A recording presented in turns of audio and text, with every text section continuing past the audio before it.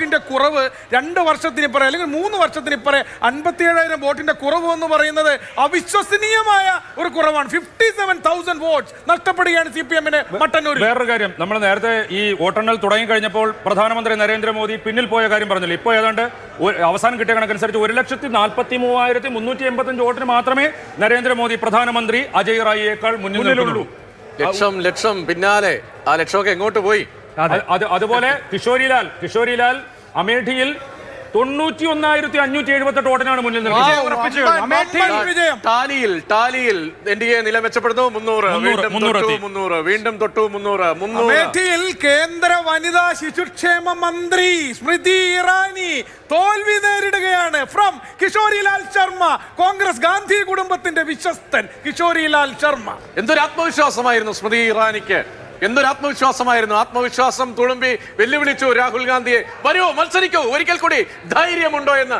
രാഹുലേ വേണ്ടി വന്നില്ല. ആറ്റിങ്ങൽ വിജോയുടെ ലീഡ് അല്പം കുറഞ്ഞു, 1886 2131 നിന്ന് 1886 വിജോയുടെ ലീഡ് നില കുറയുന്നു.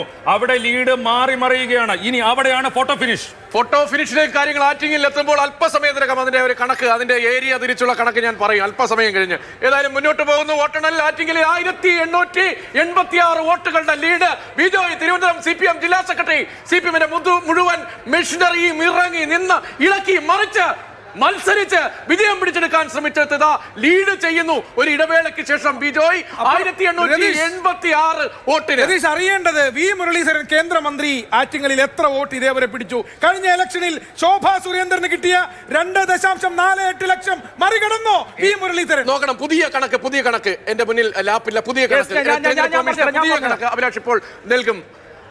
മറികടന്നു എന്നതാണ് നേരത്തെയുള്ള കണക്കിൽ ഞാൻ മനസ്സിലാക്കുന്നത്. അല്പസമയം ജനിപ്പിക്കുന്ന അതിന്റെ ഒരു താല്പര്യം ഇരട്ടിപ്പിക്കുന്നത് വി മുരളീധരൻ ഇനി അവസാന റൗണ്ടിൽ പിടിക്കാൻ പോകുന്ന വോട്ടുകളാണ് നിർണായകവും കൗതുകം ജനിപ്പിക്കുന്ന.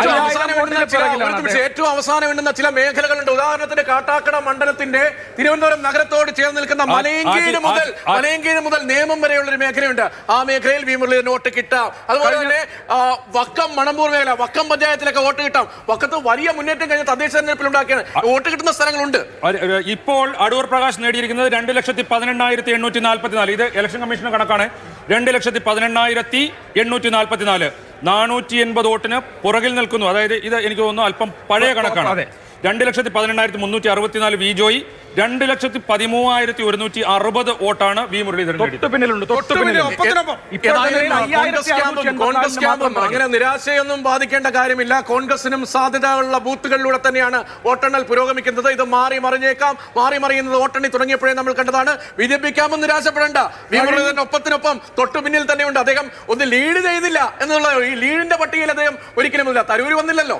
തരൂര് പിന്നീട് അവസാനമല്ലേ, ആദ്യം എണ്ണി തുടങ്ങിയപ്പോൾ അല്പം ഒന്ന് ലീഡ് ചെയ്ത് നമ്മൾ എഴുതി കാണിച്ചില്ല. പിന്നീട് ഏറ്റവും ഒടുവിലല്ലേ വന്നത്. അതുകൊണ്ട് ലേറ്റാ വന്നാലും ആരാണ് സ്റ്റൈലായി ഫിനിഷ് ചെയ്യുക, അതാണ് ആറ്റിങ്ങലിന്റെ ചോദ്യം. രാഷ്ട്രീയം അവിടെ മാറി ആറ്റിങ്ങലിൽ മാറി. 1172 മാറുന്നു. 1172 ചെറിയ മാറ്റം. പക്ഷെ ഇപ്പോഴും ജോയ് തന്നെയാണ് മുന്നിലുള്ളത്. ജോയ് 1172 വോട്ട് എന്നത് മാവേലിക്കരയിൽ കൊടിക്കുന്നിൽ സുരേഷിന്റെ ലീഡ് കുറഞ്ഞു കേട്ടോ. നേരത്തെ 10,000 കടന്നായിരുന്നു, ഇപ്പോൾ 9,014 ഉള്ളൂ.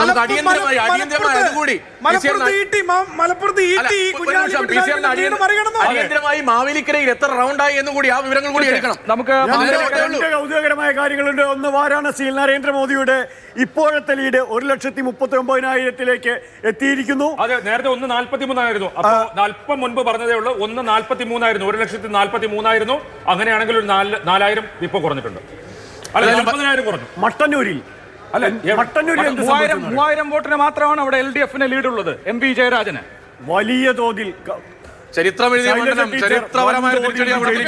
ജനങ്ങളുടെ പ്രതികരണം അതാണ്. അതിനെ നമുക്ക് സാമാന്യമായി വിളിക്കാൻ പറ്റുക. നരേന്ദ്രമോദി പ്രധാനമന്ത്രിയുടെ വോട്ട് ഒന്നുകൂടെ പറയാം. 1,36,000 വോട്ടുകളാണ് ഇപ്പൊ അദ്ദേഹത്തിന്റെ ലീഡ്. ഇപ്പോ നേരത്തെ 1,43,000. അങ്ങനെയാണെങ്കിൽ ലീഡ് നില കുറഞ്ഞു.